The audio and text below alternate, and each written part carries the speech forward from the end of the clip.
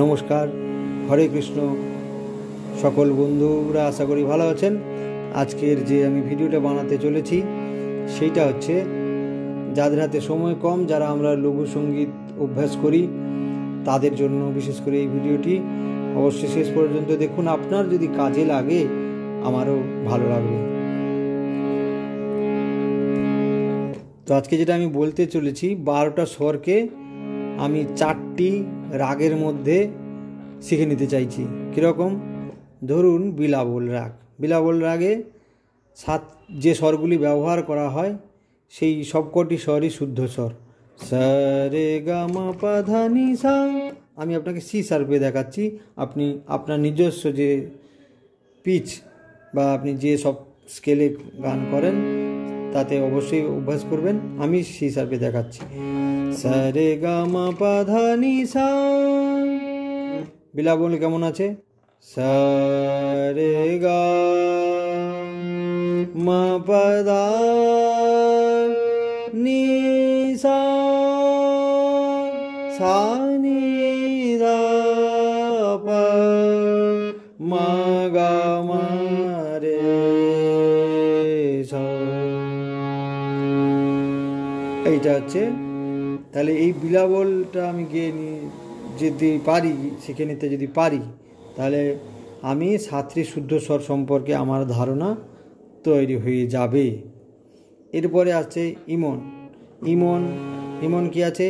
ইমনে একটি মাত্র বিকৃত স্বর আছে, সেটা হচ্ছে তীব্র মা, বা এটাকে কুড়ি মাও বলা হয়। নি রে গা মা পা ধা নি সা, সা নি ধা পা মা গা রে সা। এরপরে কি দেখব? ভৈরব।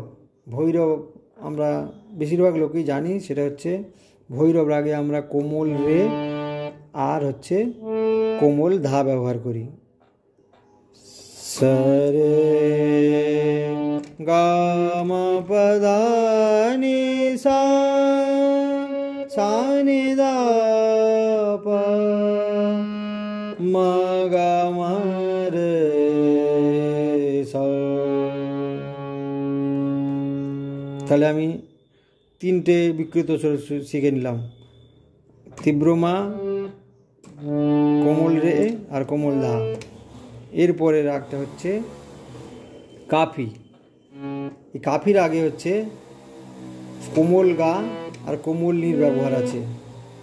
সা রে গা মা পা ধা নি সা, সা নি ধা পা মা গা রে সা।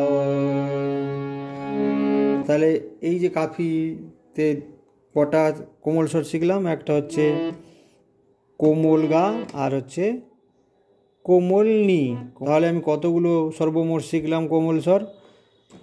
কোমল রে, কোমল গা আর হচ্ছে কোমল ধা, কোমল নি, স্বর একটা, কড়িমা বা তীব্রমা। তাহলে 5টা। তাহলে এই 5টা আর বিলাবলের 7টা, 7 5 12টা। তাহলে এই 12টা স্বর কিন্তু আমি এই 4টে একদম প্রাথমিক পর্যায়ের যে রাগ রয়েছে সেইটা থেকে আমি কিন্তু শিখে ফেলতে পারলাম। আমাদের সকলের উচিত এই রাগগুলির আরোহণ, অবরোহণ এবং পকড়, এই 3টিকে ভালো করে শিখে নেওয়া। তাহলে কিন্তু আমরা খুব ভালো করে এই যে 7টি স্বর আমরা গাইবার চেষ্টা করি।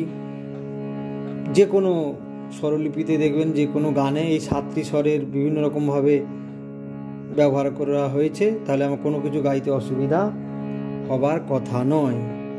তো এইটাই ছিল আজকে বলবার বক্তব্য। যদি আপনার কাজে লাগে সঙ্গে থাকবেন। নমস্কার।